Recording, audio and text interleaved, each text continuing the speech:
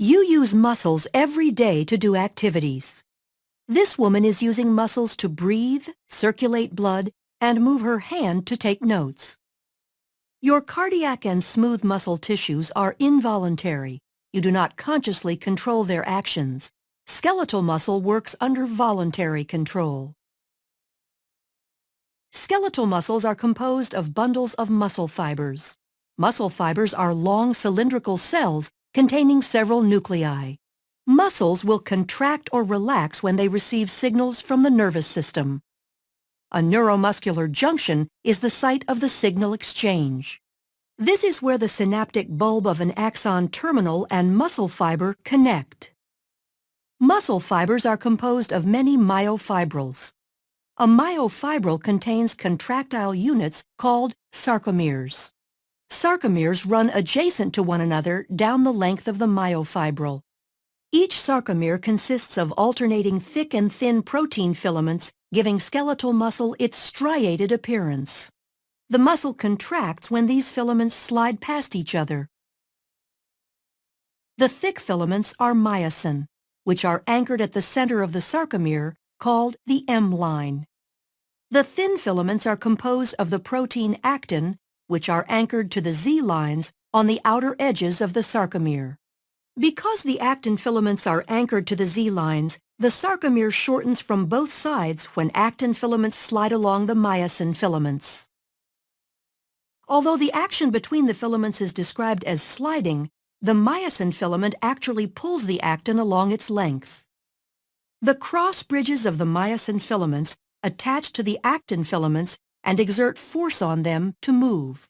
This action is known as the sliding filament mechanism of muscle contraction. In this model, the sarcomeres shorten without the thick or thin filaments changing in length.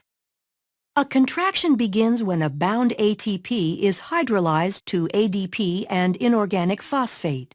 This causes the myosin head to extend and can attach to a binding site on actin, forming a cross bridge. An action called the power stroke is triggered, allowing myosin to pull the actin filament toward the M-line, thereby shortening the sarcomere. ADP and inorganic phosphate are released during the power stroke.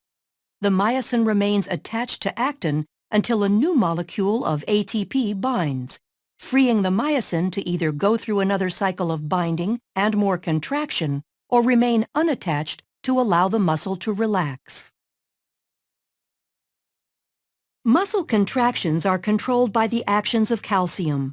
The thin actin filaments are associated with regulatory proteins called troponin and tropomyosin. When a muscle is relaxed, tropomyosin blocks the cross-bridge binding sites on actin. When calcium ion levels are high enough and ATP is present, calcium ions bind to the troponin, which displaces tropomyosin, exposing the myosin binding sites on actin. This allows myosin to attach to a binding site on actin, forming a cross bridge. Calcium ions are stored in the sarcoplasmic reticulum and are released in response to signals from the nervous system to contract. Neurotransmitter molecules are released from a neuron and bind to receptors, which depolarizes the membrane of the muscle fiber. The electrical impulse travels down the T-tubules and opens calcium stores. Calcium ions flow to the myofibrils where they trigger a muscle contraction. As the actin and myosin slide along each other, the entire sarcomere shortens as the Z-lines draw closer to the M-line.